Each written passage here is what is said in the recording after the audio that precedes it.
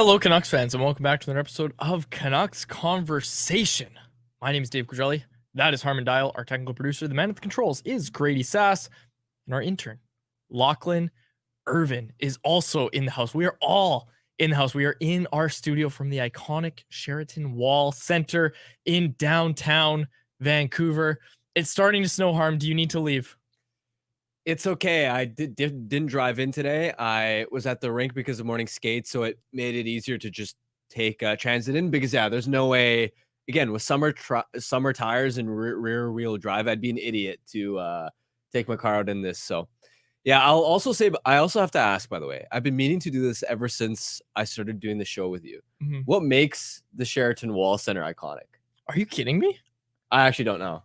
Yeah, neither do I. No, I'm just kidding. I'm just joking. It's got a lot of history to it. And it's funny. I'm not going to rehash all the history, but they have a big Wikipedia page about the Wall Center. And it's legitimate. I'm not just saying this because that's where we do the show. It's pretty iconic. Like all of the stuff that went into the Wall Center, the controversy section under the Wikipedia page at the time and how it was received at the time.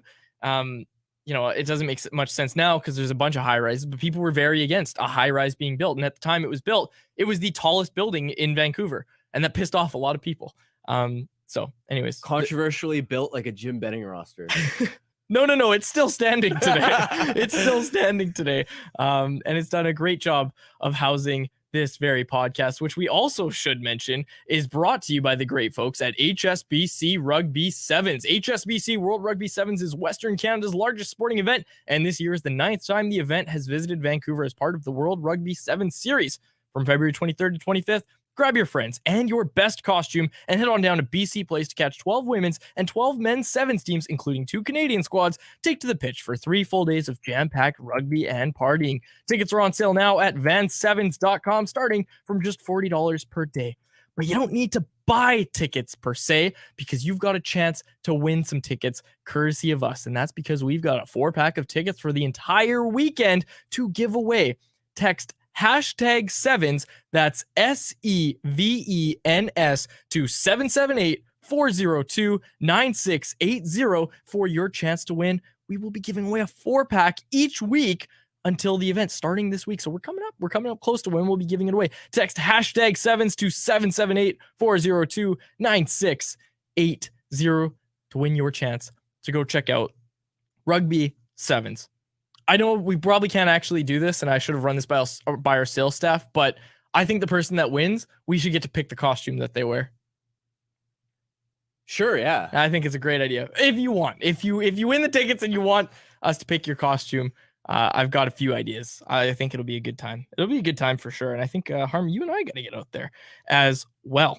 You're getting out there. You were out there, and you're getting back out there tonight to Rogers Arena to watch those Arizona Coyotes, who Marcus Toe in the YouTube live chat has deemed sneaky good. They're no Anaheim Ducks, but they are there as one of these sneaky good teams. A bit banged up now. We're going to talk a little bit later with Mike Gould of the Nation Network, Daily Faceoff, Flames Nation, Canucks Army quite often. Mike Gould is going to join us later in the show around 2:15 to kind of preview this game a little bit more and tell us what we're missing about those Arizona Coyotes. And speaking of which, with the weather, look, freezing rain tonight. I'm not discouraging people from going to the game. I'm just curious how many people actually go to the game given the forecast for this evening. It might look a lot like a Arizona Coyotes home game with the number of people that are in the stands. Yeah, I hadn't thought about it that way. Is it really supposed to be that bad tonight? Well, you just look at the temperatures. It's snowing until like 7. At least this is what my weather app told me. Is it snowing until 7, and then that's going to turn to rain. So you would assume that means ice. But look, I think a lot of the municipalities saw what happened last week, and they were out putting salt down really, really early. But at some point, there's only so much they can do when it's raining like that. So I don't know. We'll see. Fortunately, the snow was pretty light, and honestly, walking around, it wasn't that cold. Yeah, that's so true. That's hopefully it's that type of environment, because that would be doable for a lot of fans going to the rink. But yeah, I imagine the bigger question for a lot of people is going to be getting home after the game. Yeah, exactly. And I think that's what might make it look like Mullet Arena. I saw people, the SkyTrain workers, were using using hockey sticks to like pry open the SkyTrain doors and chip away at ice with hockey sticks. That's so cool. I love that. I think that's awesome. That's so Canadian. That's the most Canadian thing about Vancouver, other than when it froze over last week. Have you skated on an outdoor rink, right? We had this conversation. I don't think I have, because I always live in a part where I don't have any like lakes nearby me that freeze over. Trout Lake, dude, it was awesome. That's still where I quite went. a trek. Is it from your place? Like 15-20 minutes. I'm coming from Coquitlam over here. You got to remember, I got a car that literally can't make it there. That's a good point. That's a good point. That's a very, very good point. But I gotta tell you, when Trout Lake froze over, it wasn't snowing yet. There was no snow on the ground when it froze over. When I went, yeah, it was really cool. Anyways, we'll talk outdoor rinks later. I'll give you all the lowdown. People getting there. Anyone else is in very early today. Really nice to see. Harmon, you were at Canucks Morning Skate, and there's a few news and notes to get to ahead of tonight's game. We'll try to keep it short, as we do with most of our game previews. Thatcher Demko starts in net for the Canucks tonight. Connor Ingram goes for the Arizona Coyotes. Quick lineup notes, and we have some audio here from Rick Tocchet speaking about Noah Juulsen, a guy we've talked about a lot on this show, and I'll let you react to Tocchet's quote here, but Tocchet spoke about Noah Juulsen being the guy that comes out of the lineup. Shout out to Adam, former Botchford Project recipient, now with the Hockey News. He asked this question to Rick Tocchet. When it comes to players who are being scratched, how do you keep those players motivated when it has been quite a few weeks between games? That's the hardest part of our job. Like Noah Juulsen, he should be in. And that's the hard part. He's a guy that I think he should be in right now. He knows the circumstances. And I told him you don't have to like it, but he's such a team guy that we got to get him in eventually. But those are the type of guys you feel that bad for, because there's no reason why he shouldn't be in the lineup. I'm not going to tell you the reasons why, but other guys are playing well too. It could be a lot of different things. So we're going to have to address that here in the next couple of games, because he deserves to get in. When it comes, I thought that was an excellent answer, and that tells me that Tocchet will have done an excellent job communicating the reasoning, the logic behind that decision to Juulsen, which is important in terms of managing that player-coach relationship, in terms of that player having confidence in trusting the process. And that's important, because the other side of the coin too is we forget a lot of times we're analyzing everything from a team standpoint. All we really care about is the team success. But for players, they're always playing for that next contract.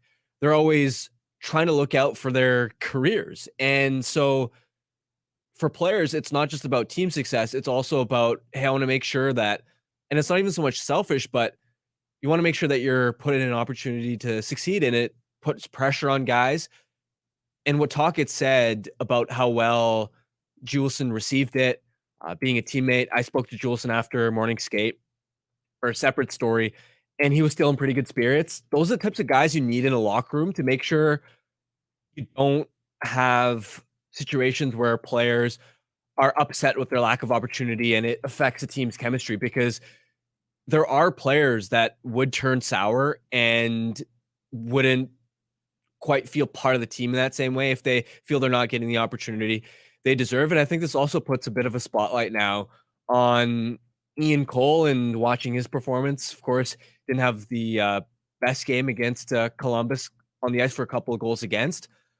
So that's going to be something to watch for as well. And I mean, we've talked about that internal competition before, right? Where when you have that in the forward group, which they did at the start of the year, especially with Phil DiGiuseppe getting a roster spot, obviously, and a regular spot in the Canucks top six, we talked about how the defense hadn't really had that with the injuries that they were facing earlier in the year.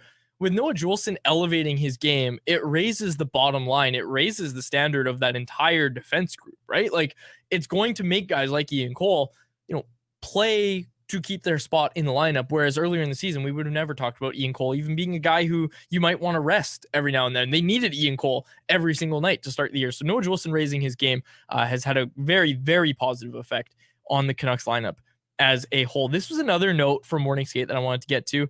Conor Garland got into the debate about his line with Teddy Bluger and Dakota Joshua needing a name. He said, yeah, we don't need a name. We're a third line. We're a hard line to play against. There's no need to name a third line. There are only certain lines in the league that should have a name. We'll just stick with being the third line. I love it. I Great love it. take. I It's a haven't great heard take. a good name for that line. No, and I went on a long rant about that the other day. Yeah. Stop trying to rename the lotto line. Stop trying to give every line that you can see a name. It doesn't need a name. And I like it, he goes on in that answer and he talked about the perfection line in Boston, right? And Yeah, obviously that was a big good Boston name. guy. Yeah. We're gonna get to it later during anyone else, but Conor Garland also did an interview with friend of the show here, John Scott, on John's podcast, Dropping the Gloves. Really good interview. If you haven't listened to it already, folks, it's a good one to go check out. That is Dropping the Gloves, available wherever you get your podcast. And of course, like I said, we're going to break down some of those quotes during the Anyone Else segment. But before we do that, did you have any notes on Canucks versus Coyotes before we bring in Mike Gould? I think we're ready to get to Mike. Yeah, we spent 10 minutes talking about the Coyotes, and that was too much. So we're going to bring in Mike Gould again. And Mike, his appearance is brought to you by Greta. Today's episode, of course, is brought to you by Rugby Sevens. I'm getting my reads mixed up. But Mike, his appearance is brought to you by Greta. The home of our electric watch parties, Greta is Canucks Army's spot to catch the game throughout the season, playoffs, and also our place to chill in the off season. And folks, we've been hinting at it a lot. There's a watch party coming up. And this is my thing, Harmon. Every week, I'm going to give more info about when the watch party is, because I haven't given the actual date yet. Tickets aren't on sale yet. So when tickets go on sale, I think they'll be $10 like they were last time. And we sold that place out with our first watch party. And I'm expecting we'll do the same with this second one as well. I'm going to give a new piece of information about the watch party date every week. Let's go. And I want to see if someone can guess it in the YouTube live chat. The watch party is happening between February 20th and 25th. That's what I'll say. Okay. Narrows it down pretty quickly. It does narrow it down because people could probably just, let's see if how many games are I might have in that oversold it. Okay, there's 2 games. So Okay, I might, yeah, like I said, I was thinking to myself that I might have oversold that a little bit and accidentally given the date. But there's 2 games to pick from in there. So people it's one or the other, folks, but we are going to have a watch party during one of those days. Mike, come a little closer, man. We don't bite. Mike Gould. We made too many Arizona chirps. Yeah, exactly. Mike doesn't want to be here anymore. Mike Gould joins us in studio. Mike, thank you for taking the time to do this. Thank you for coming out to Vancouver. You're from Calgary, so you're seeing this snowy weather. Did it alarm you at all at how we were talking about when you look outside and see how much snow is coming down? Did it alarm you that we were talking about potentially not going to the game tonight because of the roads? I'd wondered about it a little bit. You guys don't know how to deal with snow out here, so it's, I look at this and it's really not out of the ordinary at all. But it can shut down cities that aren't equipped to deal with it. So in Calgary, how do they deal with snow removal? Like, do you just have trucks on the road all the time? Well, when it's snowing, yeah. Well, like we have infrastructure that is our roads downtown are a little bit wider. You guys have really serpentining little, yes, I hate driving narrow downtown. roads that are a pain to clear. And we also have more experienced drivers. We're probably a slightly better driving city. I would have to agree with that. Yeah. Yep. I am stunned at how many, I got a quick story and we'll get to you in a sec, Mike. Today, and I swear it's all the Tesla drivers. Today, I'm driving. Okay. You mean 33% of the whole driving population? Exactly. Yeah. So I'm driving today and I'm going out and the turning lane is the only thing that's open. Okay. So I'm in the turning lane because I actually need to turn. I'm not just taking the lane for fun. And this Tesla, not slowing down at all, comes around the corner on the wrong side of the road in the same lane as me and is going like normal speed. I'm going slow because there's still snow on the ground at this point. And this Tesla driver is just gunning it around the corner, does like a sharp veer away to get away. And like, I kind of had to go the other way into snow, but obviously I'm fine. I've got a car that's equipped for the snow. And the Tesla driver just like, it was like water off a duck's back, like didn't even move, just like right into my lane and then veers at the last second. I was like, you're kidding me. This is why so many accidents happen. Folks, slow down in the snow. Was it a Cybertruck? No, it was one of these, I don't know. Let me guess, a white Tesla? It was a white Tesla. Like a Model 3 or something. Yeah. Anyways, thanks for joining us. Hey, thanks. Yeah. Okay, next segment. So, Mike, we'll talk to you about those Arizona Coyotes because we have questions. I have questions about Matias Maccelli. Yeah. I have a lot of questions about him. I know he's Finnish because Tomi Koivunen, who's a Finnish writer out here, sit next to him in the press box the rare times I go to games. And he was telling me about Matias Maccelli, and we were talking about him quite a bit. I really like Maccelli. I put him on my Calder ballot last year. As you should. How is he doing this year? He's doing well. He's been a little bit off of late. He and Juuso Välimäki, who is also Finnish, had identical injuries that happened in back-to-back games where they both took pucks to the mouth, and it left them pretty banged up. And so they've both been wearing the fish bowls lately. And Maccelli's kind of taken a little bit of a downturn lately. He was really hot to start the year. I was thinking he should maybe be their all-star. You were talking about he's Finnish. He's got some Italian in him. He's maternal grandmother. Yeah. He's also got some Florida in him. He's from all over the place. Yeah. Before I voted on the Calder, I checked how he was Italian. Yeah. And so he's a lot of fun. He's going to play on the top line tonight. He's playing with Keller and Jack McBain. There's a bit of, question about whether Nick Schmaltz is going to play for Arizona tonight because he left the Calgary game a couple days ago, late in the second period with an upper body injury. So that's the usual right wing on that top line. They're shifting Maccelli over to the right side. He's shifty. He's very much like Keller. He's shooting the puck a lot more this year, which was the big knock against him last year, is that he didn't shoot enough. It's going to be interesting to see because the top line this year has really struggled without Barrett Hayton, the number one center, and they've really had some issues controlling possession. So this is a bit of a different look. I'm curious to see what they can do. Wanted to ask you just in general what you think the biggest threat for a team like the Canucks is against Arizona, who I don't think many people watch on a consistent basis. I would say goaltending is a big thing. Connor Ingram is the league leader in shutouts. He's got 5 of them. He can steal games. He very nearly did against Calgary the other night, although I would say that the Coyotes were actually the better team in that game. The other thing that Arizona is deceptive on is when they are all firing, they have very good forward depth. It's just a matter of, their depth guys are a little bit more streaky. A guy like Jason Zucker is very much a hot and cold type of guy. And so the way that they're running with their lineup tonight, whether Schmaltz is in or not, they've got a very experienced second line with Schmaltz or with Krause, with Alex Kerfoot, who's been really good, and with Zucker, Krause, Zucker, and it's been a good line, but it's been a little inconsistent. And the third line is going to be Cooley, Gunther, and Bukestad. And the young guys, Cooley has been really inconsistent too. So they have the forward depth on paper to be a very good team. It's just been a matter of that consistency. And without Schmaltz and Hayton, the top line has been a little bit rough. So when that secondary scoring doesn't come through, they can be pretty easy to beat. But if the goaltending and the secondary scoring does come through, then they're pretty good. Canucks fans want to know, how are Troy Stecher and Travis Dermott doing?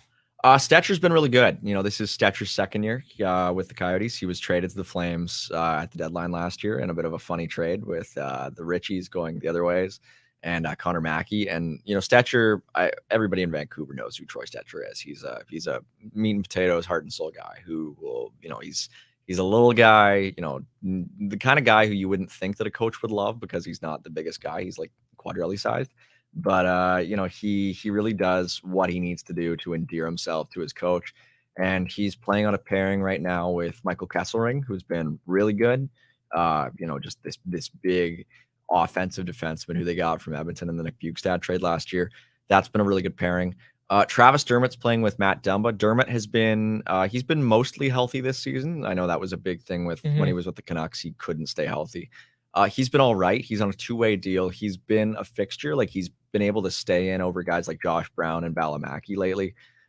He's had his struggles. He's been okay, I would say. He's been probably the better of his pairing with Matt Dumba, who has really struggled this season. Dumba has been, the reason he's in the lineup probably for Arizona right now is because he's making $4 million. It's been a bit tough for Matt Dumba. Dermott's been, I would say, the better of the two, but it's of those two. But I would say Stecher of the former Canucks has probably been the better of those two. And of course, there's other former Canucks on the team, but it's just like, those are the two who are right now the most regular guys. Okay, score prediction for tonight. It's hard to say because Arizona's been in a bit of a lull of late, and the Canucks obviously have been very hot. So I will say that it goes to overtime. I'll say it'll be 4-3. I'll say it'll be for Vancouver. Okay. Good job. You're endearing yourself. Yeah, you know what? Hey, I love coming out here. It's a great city even when it's like this. So. Yeah, this is like the worst weather we'll get all year, and we get it for maybe 2 days a year. You guys don't know how good you have it. No, we do, and we're reminded every time we pay rent. It was in Calgary last week. It was minus 42, not including wind chill. It's a dry cold. Yeah. I've been to Edmonton. That's the thing. Every Calgarian's first words are, "It's a dry cold." Yeah, I went to Edmonton like 2 years ago with Faber, and Faber forgot his winter coat. He was wearing a hoodie, and he was fine. And that's what everybody in Edmonton told us too. You don't have to go outside in Edmonton. You can stay in West Edmonton Mall the entire time, and you've got the Edmonton experience. I just want to know why the airport's so far away in Edmonton. Downtown. It's ridiculous. Well, they used to have an airport in downtown Edmonton. I know. But now it's on like Leduc or something. Yeah, Leduc. Well, when you have a city so bumping like Edmonton, you just can't afford to. Harm loves the Edmonton scene, don't you? Oh, I swear, somehow I end up out there every year at the start of the season. Yeah, because Drance pulls rank on you and sends you out there. God damn it. It's like me with Wyatt. Anyways, Mike, thanks so much for doing this, man. Thank you. Much appreciated. Obliged. There he was. Mike Gould. With that, let's get to anyone else, brought to you by DoorDash.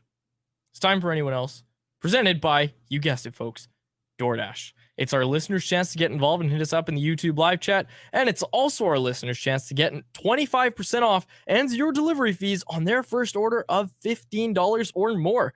That's right, for a limited time, our listeners can get 25% off and 0 delivery fees on their first order of $15 or more when they download the DoorDash app and enter code NATION25. That's all capital letters, NATION, and the numbers 25. Offer valid in Canada, subject to change, terms do apply. Ordering is easy. You just open the DoorDash app, choose what you want from where you want, and your items will be left safely outside your door with their default contactless delivery setting. And there's Double Dash too. Double Dash is fantastic. Double Dash, I tell everybody about Double Dash. You order from multiple restaurants, stores, whatever you need, in the same deliveries, no additional delivery fees. So you order yourself, let's say Harmon, you order yourself a Big Mac, right? And then you think, oh man, I'm out of toothpaste. Have no fear. DoorDash is there. So everyone can get what they want, and you check it out. DoorDash, the promo code again is NATION25. I think you should start saying ding dong when I say DoorDash. I should. That was a good bit, Faber, and I had. Well, I used to do that when I'd fill in. When you would fill in for, that was the best. Those were the days. Those were the days when you would fill in for me and I didn't have to go to work. Also, shout out, you and Irf did a great job when I was gone last week. That was nice. Okay, let's get to it immediately. I love this. Pimp Hand Strong. Would you trade Filip Hronek for Joel Eriksson straight up? Well, that's such a good question. So let's lay it out while you think about it, because I am all vibes, right? Eriksson has the better contract. Filip Hronek's going to cost you more, but he plays the more premium position. There are different things to weigh here. And I think, I genuinely don't think, like, if this gets clipped and this gets posted, I think there are either going to be people who say, without a doubt, you make this trade. And then there are going to be people who say, no, you don't even entertain this trade. Like, I think there's going to be an equal amount of people on both sides with very strong opinions on this trade proposal. Eriksson for Filip Hronek. So let's establish what Eriksson is, right? He's a Selke quality two-way player, put up 61 points last year. He's on pace for 57 this year. So he's a high-end, really high-end number 2 centerman. And I'd frame it this way. I think Hronek, if you were to forget about the contracts, Hronek would be obviously the better fit for what this team needs. Sure. Absolutely. But man, Eriksson is on a steal of a contract, 5.25 until 2029, and he's only 26 years old. Whereas Hronek might, we've heard Frank Saravalli mention that the cap on his next contract might start with 8. So I think you'd have to weigh it up. It wouldn't be, it's not an easy decision because Hronek's really tough to replace. I mean, how else are you going to find a top pair right-handed defenseman? That's kind of what I come back to is Hronek plays the more premium position. And yes, I know he's going to cost more than Eriksson. But I think when you look at the Canucks roster construction, like if you add Eriksson, they get better. But if in turn you're taking away Filip Hronek, I think you're taking out a huge chunk of what makes this team good. So I say no. I don't think you can do it. I say no. I say no to even the trade. though I love that contract, even though I love Eriksson, I don't think you could do it. Yeah. DM Payne saying Boone Jenner. I love it. I love it. We got a lot of people in the YouTube live chat. Get your anyone else's in, folks. We've got a lot already, so let's keep going here. This one from Logan Van Dyke. I said that name correctly. Does anyone have some neat Canucks memorabilia or merchandise? I recently found my Luc Bourdon ticket stub with the LB pin from the 2008 season opener against Calgary. I really like that. That's a really, really cool piece of memorabilia. I had a Elias Pettersson signed draft puck. It had the draft logo from his draft in Chicago. And I have that in a case. It actually used to be on this desk right here. It used to be part of our set. It's in the DoorDash bag behind you. There you go. It's right there. There it is. There it is. Yeah, it's probably my coolest piece of memorabilia. I've got that. What else do I have? I mean, I have I wanted to get, I should say. I have a Bryce Harper rookie card. And it's like, I have that framed, and I think that's going to be worth a lot. You brought baseball into it. Oh, my goodness. I'm fucked out. It's my coolest piece of memorabilia, I'd say. But the Pettersson one signed, but also Harper stuff is going to go for more money than Pettersson stuff does. The question was Canucks memorabilia. Oh, sorry. I didn't know it was Canucks memorabilia. Okay. Do you have any? I just have a couple jerseys from being a kid growing up. I don't have anything beyond that. I've told the Brian Allen story on this show, but I'll tell it again. Brian Allen, former Canucks defenseman, had a signing in the Lougheed Mall Walmart when I was 4 years old. I think that's when he was with the Canucks. I'd have to look it up. But I think I was 4 or 5. I was young. And I was so excited. As you could probably guess, knowing me as a mid-20s person, I was a very talkative kid. So all day I would not stop talking about how I was going to meet Brian Allen, and I was going to ask him this, this, and this. I went up to Brian Allen, and he was like, "Hey, how's it going, buddy?" And I completely froze. I got starstruck by Brian Allen. I had this varsity Canucks jacket on, and I handed him a Sharpie and threw my arm on the table, the fold-up table at Walmart, and just didn't say anything. And he's like, "You want me to sign this?" And I just nodded. And then now I don't even know where it is. It's so old, right? I have this varsity Canucks jacket with the old Orca on it that is just signed by Brian Allen on one arm. And that's my Brian Allen story. That's a pretty awesome story. Yes. Okay, moving right past that. Corey Anderson, speaking of Juleson, has he done enough with his play lately to feel confident in having him part of the defense corps moving into next season? This is a great question, Corey, because you look at who is going to be departing from this Canucks team, right? They're not going to be able to keep Nikita Zadorov and Tyler Myers. They're probably going to be able to keep one of those guys. I don't even want to use the words be able to. I think just given how this team would like to construct their roster, they're probably not going to pay up for both guys. And we saw Dhaliwal throwing it out there that Myers probably isn't going to be signing for anything less than $2-3 million. And I think that might be pushing what the Canucks are comfortable spending on him. And Zadorov, we've already heard the initial kind of price tags of what Zadorov might command on the open market. So you're probably not signing both of those guys. Maybe one of them, maybe. Noah Juleson represents a pretty cost-effective option who can be your seventh guy. He can push your bottom line. I think absolutely you're okay with having him be part of this defense corps, coming in as your seventh defenseman. He's showing that he can play in Rick Tocchet's system, and that matters. That matters a heck of a lot. For sure. He's already locked up for next season at a league minimum rate. He's shown that he's been competent when he's been in the lineup. I love that. I mean, what more do you want in a number 6-7 defenseman? Yep, absolutely. Simple. Oznuck. Abby prospect / asset with the highest trade value that you wouldn't mind losing. Who has the highest trade value of anybody in Abbotsford? Would it be Ratu? Would it be Vasily Podkolzin? Draft pedigree? I don't think Podkolzin has much. You don't think Podkolzin has more than Ratu, hey? Well, here's the thing. Age matters a ton. Age matters a ton. Position as well, sure. But Ratu isn't doing anything spectacular in Abbotsford. So for a guy that is going to be 22 next season, and Podkolzin's 22 right now, he's only a year older. Podkolzin's only a year older, right? He's played more NHL games. Okay, sorry. Yeah, I thought they were 2 years apart. He scored at the NHL level. They're 2 draft classes apart, though. That's interesting. Yeah. Based off their birth days. And like I said, Podkolzin has the 10th round pick, or 10th overall pick. Price tag, right? He gets that bump in his price because he was a first round pick. I would say Podkolzin probably has the most trade value. If you're asking me if I wouldn't mind losing Podkolzin, I'd say for the right price, anything's on the table. And I think that's what I've been saying for the past 2 weeks. And I kind of stand by that if it's a piece that makes this team better and it makes sense both in the here and now and in the future, I say, yeah, you make that trade and I'm comfortable losing Vasily Podkolzin if that's what it costs. Yeah, whether it's Podkolzin or Ratu or Baines for the right piece, none of those guys are, of course, off limits. Yeah, exactly. And shout out Archie Baines. We've said it a few times this week. Going to the AHL All-Star game. Shout out to him. He's a great story. Yeah, it's good stuff. Okay, what do we have here? We've got a few from various people. Osnuck asked, which Canucks player's jersey has sold the most all time? There's got to be a stat on that, but my initial reaction would be it has to be Pavel Bure, or Trevor Linden. It's one of those two.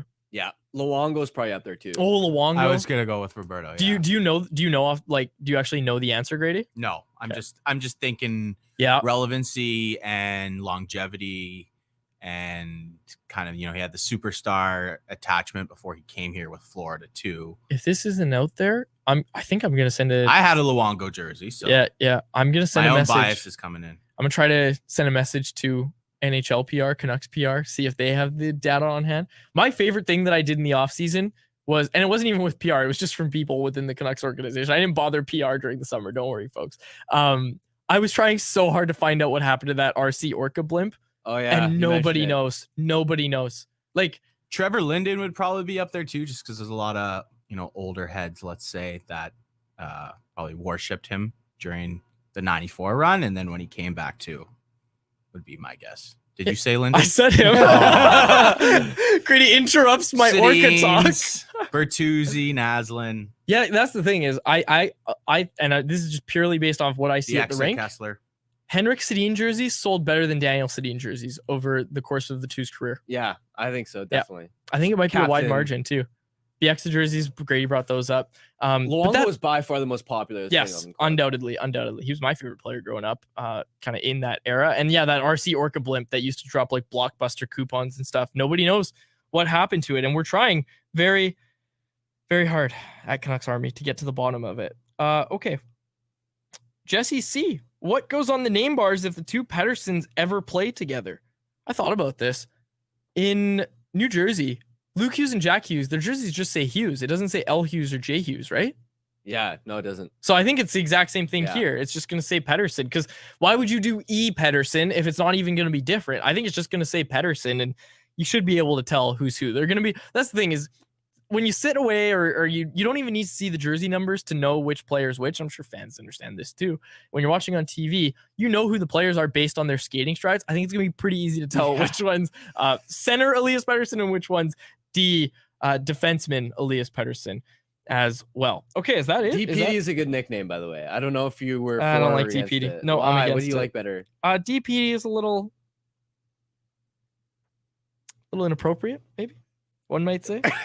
What do you mean by that? Why are we giving this kid the name DPD? Why? I don't know. It's repeaty. I go by repeaty. Oh, that's terrible. You're repeating. No. Oh, whatever. I'd rather EP2. EP2. I like that a lot more. Okay, that's not bad. But repeaty is definitely worse than DPD. Say it out loud. Say it. Are you kidding me? Repeaty is worse than DPD. Don't make me say DPD anymore.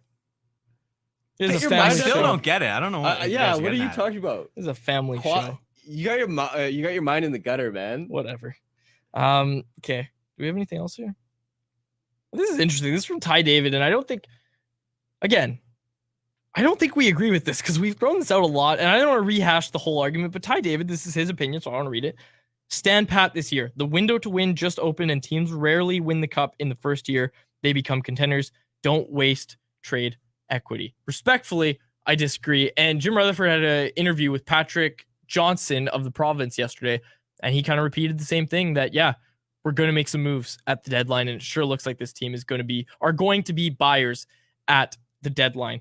So we'll see. We'll see what ends up happening at the trade deadline. Okay, we've got a few things here to get to for the anyone else segment. And Grady, this is all just kind of stuff that I've thrown together because I have a few things. The first one I want to bring up before we get to the stuff with Conor Garland and John Scott is Tyson Cole wrote an article over at Canucks Army where he compared the 2011 team to this year's team. One thing that I found really interesting was the 2011 team's time spent leading compared to this year's team. So this is what he wrote. The 2010-11 Canucks spent 1,106 minutes with the lead, 43 more minutes than any other team. This year's Canucks spent 1,235 minutes with the lead, 175 more minutes than any other team. That just blew me away. Like that was a crazy stat to read. And again, of course, we're looking at the exact same sample size. It was 41 games for this team and 41 games for the 2011 team. And Harm, I said this to you off air. That's the best team to never win the cup. Yep. If this year's team doesn't win the cup, that's their title. That team, I remember, used to give up a goal or early couple goals for that matter, and would work their way back into the games, and they get a couple power plays, and voila, they would come back and win. Yeah, the comeback kids. That was what they were called back then. And right? now this year, we see this team gets the lead going into the second intermission and locks it down for the third. Yep, best team ever. I don't like comparing this team to the 2011 one at all. Because it makes you feel bad that the 2011 team wasn't as good as you thought. You're hilarious. Come on. Stop this. Let's get to the playoffs first. How about that? They're there, man. Around. I'm there. I've been in the playoffs since November. That 2011 team, as you said, is one of the best teams to never win the Stanley Cup. Mm-hmm. Yeah. That's not the bar this team is at. No. Well, think about how many first and second push every button. How many first and second round exits did they have leading up to that year? Fair enough. Especially against Chicago. Yeah. And this team's got 0. So again, you're right, Grady. This team is better than that one. So let's get to this other stuff from Conor Garland, his interview with John Scott, friend of the show, like I said, on dropping the gloves. It was very, very interesting. Some of the quotes that Garland gave. Grady, let's get to the one where he spoke about Rick Tocchet and his impact on this team compared to what they were playing like when Tocchet was hired, when Bruce Boudreau was still the head coach of this team, and how different it is with Rick Tocchet as the head coach. This year, are you 29-11-4 in first place, and everything's going in for you guys? Yeah, we had Talk come in halfway through the year last year and implement his system. And I think something underrated was we had that 30 games to kind of get caught up, and we didn't have a lot of turnover. I know we added some new D and a couple forwards, but a lot of us understood the system going into camp. And then the guys that didn't picked up on it very quickly. So that was a huge advantage for us coming into the season and get off to a good start. And, last year we lost a lot of leads, and it's tough sometimes when you don't have something to fall back on. And now when we have a lead, we understand how we have to play. We don't change how we play, but we play in your face, and we push two, and we stick to our system, and it's implemented very well, where all 4 lines can get rolled out and play it, whether we're down or up. So it's a hard team to play against when we are playing well. So how different is the system? People are mad at me for even bringing up the 2011 team. I don't know. It was a good article. It was a good article over at Canucks Army from Tyson. I really like the idea. But anyways, this next one from Conor Garland, I found it really interesting. But before we go to that, I want to just kind of touch on that quote we just heard from Conor Garland and what Rick Tocchet's brought to this team. Like, obviously, Garland isn't going to throw Bruce Boudreau under the bus, but it does. It looks like a completely different team under Rick Tocchet. And again, Garland brings up the in zone defending and that sort of stuff. And he didn't get into it too much, but he did kind of give some hints. Like, we know that the players know that the bar is higher and that they're a better coach team with Rick Tocchet in charge. Yeah. And what he specifically referenced with the 30 games down the stretch, how much of an impact that made going into training camp in terms of understanding the system. I remember when Tocchet was first hired, a lot of people, including myself, were looking at it and almost going, hold on a second, you've got a generational talent in Connor Bedard. Why not just, of course, pull the trigger on firing Bruce Boudreau, name Mike Yeo interim coach, and play out the tank for the rest of the season, hire Tocchet in the summer? Because it's not as if Tocchet at that point was consistently coming up as a head coaching candidate for a bunch of other jobs. There's, of course, a relationship. You can kind of get a handshake Mhm. deal done and just leave the paperwork until the offseason. So that's what I thought, because I thought, man, the top of that draft class is so good. You're going to end up getting a new coach bump. It's just going to worsen your lottery odds. It's aged really well, that move, because they've hit the ground running. So that's something that sticks out, because again, a year ago I was like, why not hold off? And what's the rush? What's the impetus to have to give Tocchet a 30-game runway? That was the question we were all asking, and now you imagine if they hadn't done that. You remember those 30 games? Do you remember the second game that Rick Tocchet coached of this team, how he was ready to pull out what was left of his hair? Like, he was so mad after that game, and we've heard all the stories about Rick Tocchet there and how he kind of couldn't believe, and the grade school quotes that we've heard from Rick Tocchet, right? Like, the guy knows what he's doing, and hey, like, so does Canucks management to some extent, right? Like, of course, those guys made the right call, and look, we were wrong, because I know Faber and I both were asking the exact same thing, that you got to go for the tank. You got to go for the tank here. What good is it going to do? Did a lot of good. Like, imagine this team had to learn all those lessons that they learned at the end of last year, at the start of this year. You're into another disastrous season. And as much as we've talked about Elias Pettersson, imagine how that would play into everything. They have another disaster of a season. Especially because I think part of the logic for why I was arguing that just play out the tank, wait until the summer to hire head coaches, because I mean, Boudreau had an opportunity to take over midseason, had this unbelievable start, and it didn't translate the year after. So exactly, that's a good point. I was like, is that really gonna push the needle considerably enough for this team?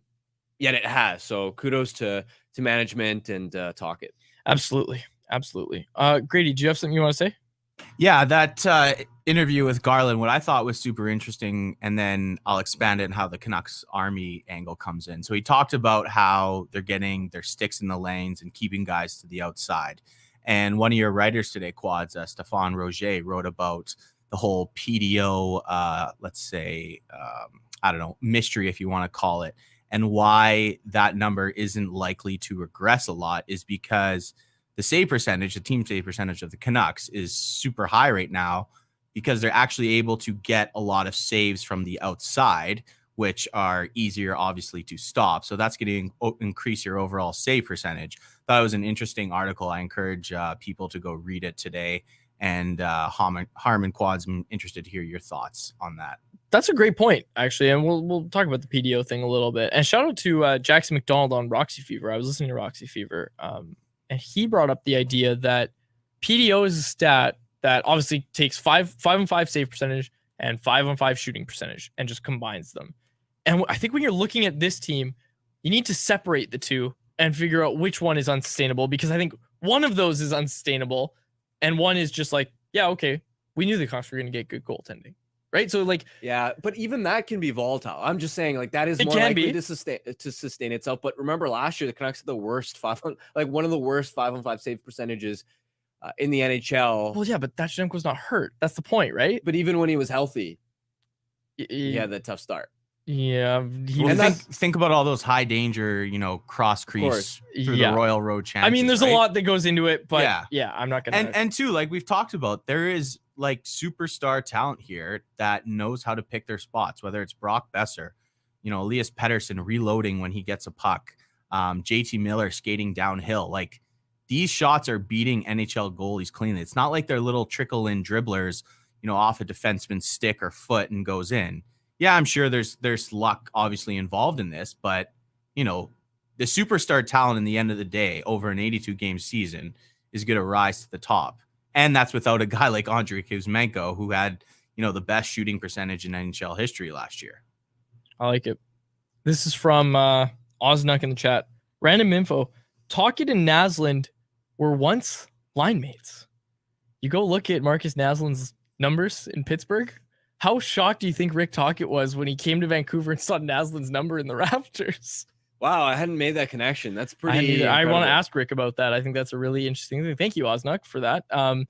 Although I got to see if Tocchet was on this team in his last year.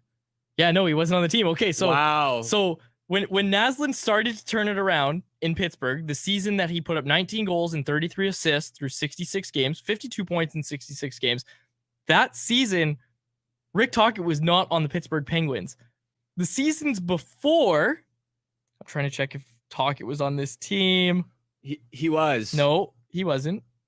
Where do you see Tocchet? 93, 94. Yeah. So sorry, I was looking at 94, 95. That was the one that I'm saying. 71 games at the NHL level for Marcus Naslund, 4 goals and 7 assists. That was the season that they played together. But he was also 20. Yeah. It happens for prospects. So Naslund, of course. But a prospect putting up 11 points through 71 games in his rookie year ends up in the rafters. Come on. Yeah. Fair. You know, like it's interesting. I like it. I want to ask Tocchet about that. That's such a great point. Thank you so much, Osnock. That's awesome. Pretty short-lived, we would assume. Anyways, do we have anything else for anyone else? Oh yeah, we had one more thing on the Garland interview. Let's get to this, Grady. This is Conor Garland talking about his line with Dakota Joshua and Teddy Bluger. A lot of press for good reasons. What makes this line work so well, and why is everybody talking about you guys when you have a team with JT Miller, you got Pettersson, you got all the great Russians, you got Quinn Hughes? Why is everybody talking about you guys? Sometimes nicer when they don't. You know, when that big line has some nice nights, it's nice to go under the radar. But it's 3 players. I think Teddy is very underrated. How good he is defensively. He keeps so many plays alive with his poke check and how he stabs the puck and keeps it alive in the O-zone. And then Dak I think he leads the league. He's up there in the top for hits. And has 11 goals. So two guys that are really, they're our top 2 PKers as well. So they're so defensively responsible. And I sometimes try to provide some offense for the line. And, if it goes in, it goes in. If not, we create energy and do stuff, that doesn't end up on the score sheets. And we just try to be effective each and every night. As a third line, you have to bring energy no matter what. Far too humble, I'd say. Yeah. Well, if I'm Conor Garland and we are the same height, and I get asked that question, and I'm Conor Garland, so I'm the engine that drives that line. Like, yeah, they were talking about trading me at the start of the year. I didn't like my role in Vancouver, and I've basically turned these guys into something that can succeed at 5-on-5. I've been a 5-on-5 play driver my whole career. It's never worked out in Vancouver, and now it's working out. I'm actually the only reason that line is doing it. That would be what I would say if I was. Is that your Elvis Merzlikins impression? Oh yeah, that's right. Pulled the monster out of I pulled the monster out of me this season. You have to understand. I outdueled Casey to Smith. Anyways, oh man, Captain Canuck, love your contributions, but Captain Canuck, I'm sorry, Captain, I have to read this. Call him Captain there. Let's be real though. Bedard isn't as good as we all thought he was going to be. Oh, no. Not to say that he won't become good in the future. I am not reading all of you people's responses. That is an awful take. Look at who he has on his line. I like Captain Canuck. Play. But I'm not getting into the responses. A lot of people responding to Captain Canuck about that take. And yeah, it's great. It's like you said, it's the line mates that Bedard has. You imagine what Bedard would look like on this team. And there's your second line center. Like it's Conor Garland with Andrei Kuzmenko and Ilya Mikheyev, although they're not playing great right now. That's a pretty good second line center on this team. But let's be realistic, guys. They were never going to be that bad at the end of the season to get those, higher draft odds. Sure, maybe they could have got some luck and the balls could have rolled their way. Actually, wasn't one of the ball combinations like a couple digits off? They were 1 ball away from getting Bedard with the 11th best There you odds. go. Hey, who knows? In an alternate universe. I looked into this more. Like 7 teams every year are always 1 ball off. Yeah. Yeah. I mean, you had Demko coming back. He played really well after his injury last year. Mm-hmm. You had Miller doing his thing, Pettersson, like they were still scoring. They just couldn't keep the puck out of their net. And then when Tocchet came in, it's basically a continuation of what we've seen this year, right? We're getting Sakic comparisons in the chat. I love this. This is great. This is from Viper's Whip. Sakic got 100 points playing on the worst Quebec team of all time. He was better than Bedard. Are we really going to do this, though? Like, Bedard's a great player.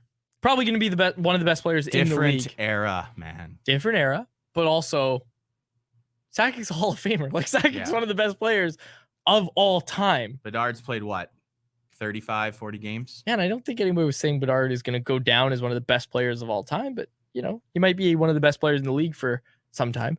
You know where he's from, right? Lynn Valley. Oh, I do 2 sneezes every time. And you know where Joe Sakic's from? North Burnaby. Also, for reference, Steven Stamkos, how many 50, 60 goal seasons did he have? Unbelievable player. 46 points as a rookie under Rick Tocchet, actually. Yeah.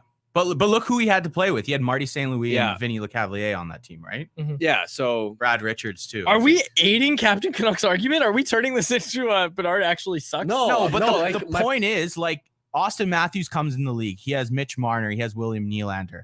You know, Connor McDavid has Leon Draisaitl. Nathan McKinnon has Mikko Rantanen. These guys get to play with superstars. They don't really have that in Chicago right now. Like, with all due respect to who's the kid they drafted, Will Smith in the first round, like, he's got to get to that level, right?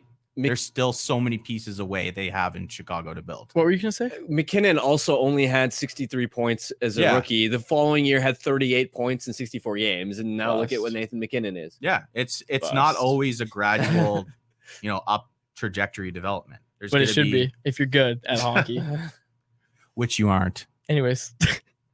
Thank you for your interaction, everybody. We appreciate it. It's good. Okay, let's get away from anyone else here. I think I got everything, and I had a few things I wanted to bring up, but I think that is it. And we forgot to do Light the Lamp, so let's do that. It's time for Light the Lamp, brought to you by our friends at Four Winds Brewing. I have to remember who they're playing tonight. Okay, there it is. My script said Pittsburgh. Here we go. Vancouver is playing Arizona tonight, and we want to know who's going to score the first goal for Vancouver. If you nail it, you could win a $25 gift card to the Four Winds Tap Room located at 72nd and River Road in Delta. Enter by following us on social media. Keep an eye out for today's show clip and comment who you think will light the lamp and score the first goal tonight. Winners will be contacted directly. Check us out at Canucks Army or at Canucks Convo on Twitter, at CanucksArmy.com on Instagram, and Canucks Army on Facebook. And make sure you ask about Four Winds Light Lager at your local liquor store or have them delivered to your front door through the online shop at fourwindsbrewing.ca. Well, I was going to go with Noah Juleson, but I can't now. So I'm going to say first goal scored by a Canuck tonight will come off the stick of none other than Elias Pettersson. Yeah, I wanted to pick Garland because of the narrative, right? Former Coyote. But who's going to stop the lotto line on the Coyotes? I'm not talking about deep pairs. I'm talking about their forward lines with Schmaltz potentially not being in the lineup. I mean, Jack McBain is their number one center right now. So you picked PD. I'll go with JT then. All right. Do you want to start talking about Elias Pettersson's contract? Nope. Not today. Not today, folks. Let's get to our Betway Bet of the Day, brought to you by our friends over at Betway. You're an agitator, Quads. I am. I like it. I like it. I'm wearing my Stanchies Reader gear today. I just realized everything I'm wearing is black. I got my black jeans on. Yeah, I like it. It's a good little fit. Sorry, I had to see that because I saw myself on camera. Can we bring up the Betway? There it is. Okay. Betway Bet of the Day, of course, brought to you by our friends over at Betway.